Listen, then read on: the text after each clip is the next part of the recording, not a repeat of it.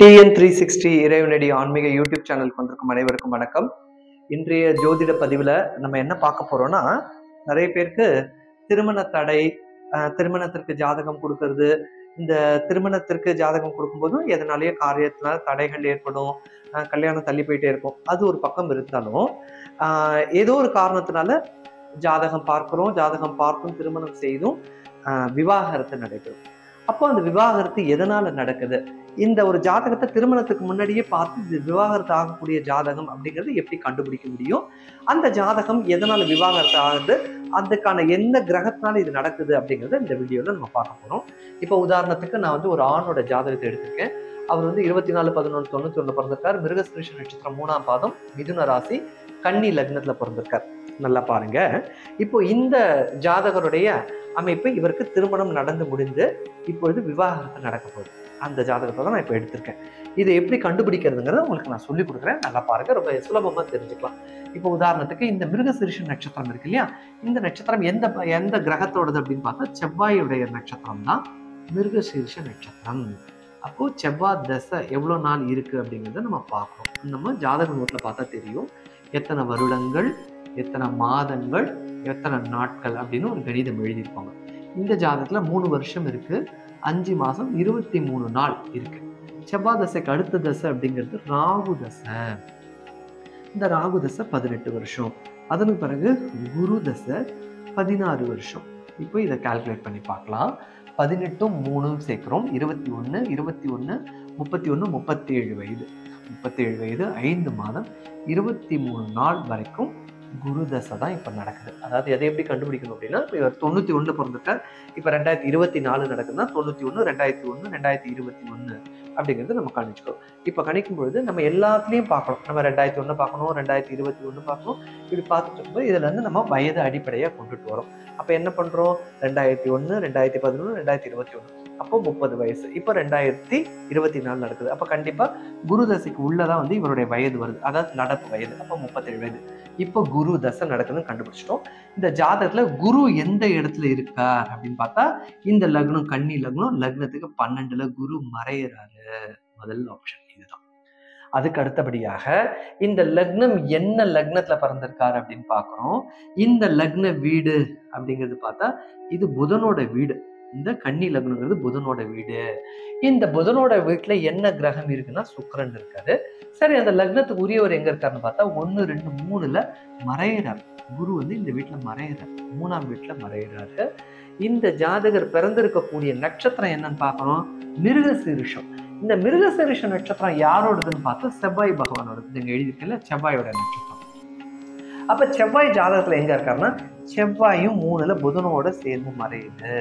அப்போ ஒரு மனிதனுடைய ரொம்ப முக்கியமான உயிர் ஜீவன் யாருன்னு பார்த்தா லக்னம். லக்னம் தான் உயிர் புள்ளியே எது அப்படின்னு பார்த்தா லக்னம் தான்.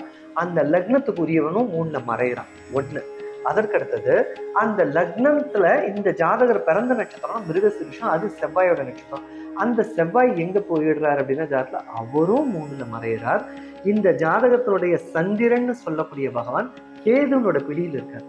இங்க பார்த்தா தெரியும், இந்த மிதுன வீட்டுல இது மிதுன வீடு, இந்த வீடு புதனுடைய வீடு தான்.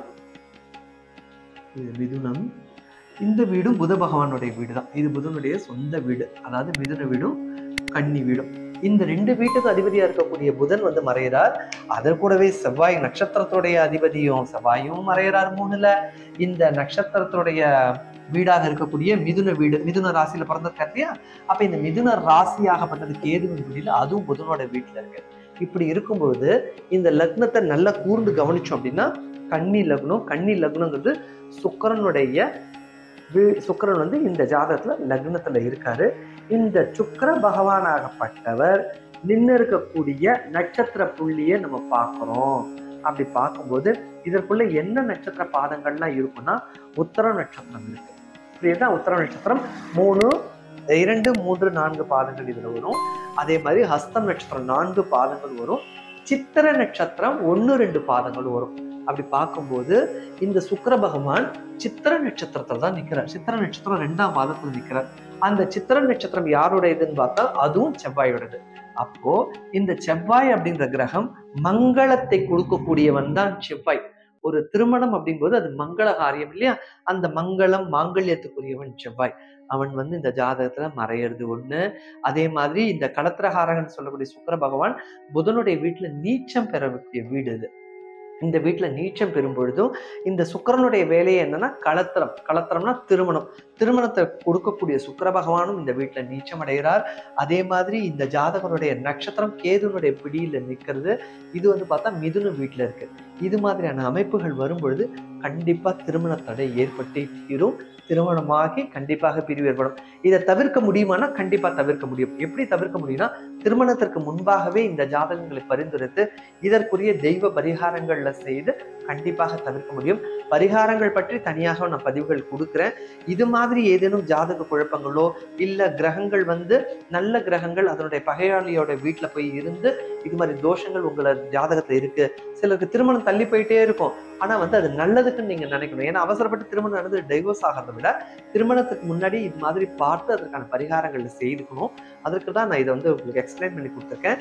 இது திருமணம் நடந்து விவாகரத்து பெறப்பட்ட ஜாதகம். ஆகையினால இப்ப 2வது திருமணம் அப்படிங்கிறதுக்கு நம்ம பரிந்துரைக்க போறோம். ஆகையினால இது மாதிரி அமைப்பு உங்க ஜாதகத்துல இருக்கான்னு முதல்ல நீங்க செக் பண்ணிக்கோங்க.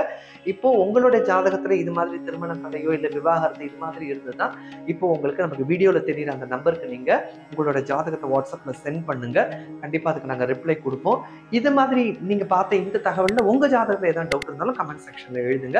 கண்டிப்பாக இப்ப நான் ஒவ்வொரு கிரகத்தை பத்தியும் நீச்சம், உச்சம், நட்பு, பகை இது மாதிரியான விளக்கங்கள் நிறைய கொடுக்க வேண்டியது இருக்கு. இந்த பர்டிகுலர் ஜாதகத்துக்கு எளிமையா கொடுத்துருக்கேன். மீண்டும் நிறைய தகவல்களை நான் கொடுக்க போறேன். அதை கமெண்ட் செக்ஷன்ல எழுதுங்க. மீண்டும் ஒரு ஜாதக பதிவுல உங்க எல்லாரையும் சந்திக்கிறேன். நன்றி, வணக்கம்.